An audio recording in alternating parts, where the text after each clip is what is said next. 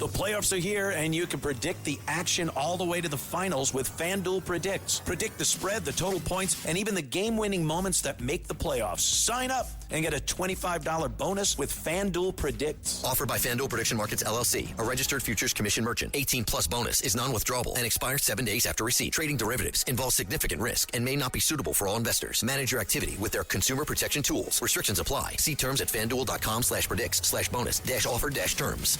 Listen, all you New Yorkers. Taxi. Okay, man, we're looking around. This is the 77 WABC minicast. Sunday morning. With us today is Craig McCarthy. Well, he's the City Hall bureau chief for the New York Post. And, Craig, what happened on Friday? Well, we had history for Zohran Mamdani. He issued his first veto in office. He has spoken out against these bills, these two bills specifically, since they were coming down the pike. One was to create a buffer zone outside of religious institutions, and another was nearly identical, but it would create that zone, that no protest zone outside schools or educational institutions. He vetoed the latter on Friday, which is already facing some blowback. He raised concerns of the definition of schools, that it was too broad and could include things like museums.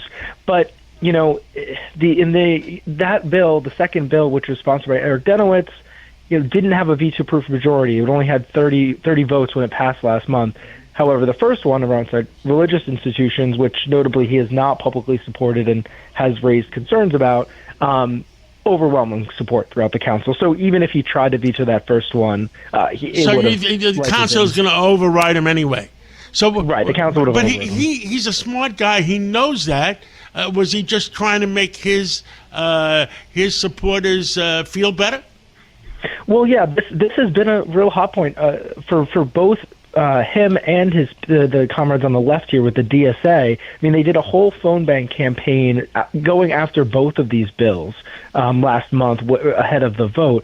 So, listen, this is something he hasn't supported. I believe he also, he's with the DSA on this one. He decides that he doesn't believe in this bill. So it would, it's a political move. He's gonna. The question is will the council now rally around Denowitz's bill, and similarly how they did with the budget, where even the people that are with Mamdani and his DSA party, sided with the speaker. So there's always that risk when you do your. I think what we got to do, if we believe in our religious institutions, and that the people that believe in these religious institutions, any of the city council people, I will take a full page ad in the New York Post, and I'll pay for it myself, and point out the people that voted against having protection for our religious institutions.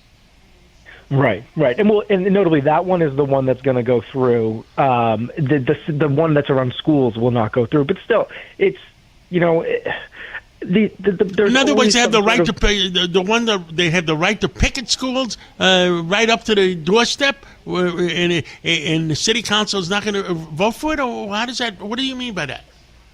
Yeah, so that's what they already voted for. So that exactly, there's going to be no buffer zone around schools for protests. So the question is what will the council do now? Right now it goes back to the council, and they have time to see if they're going to try to override him. It had 30 votes last time, so it only needs 4 or 5 more solidly that they can override it. So the question is will the council come together and push back on Zohran? Wow. What else is going down on in City Hall?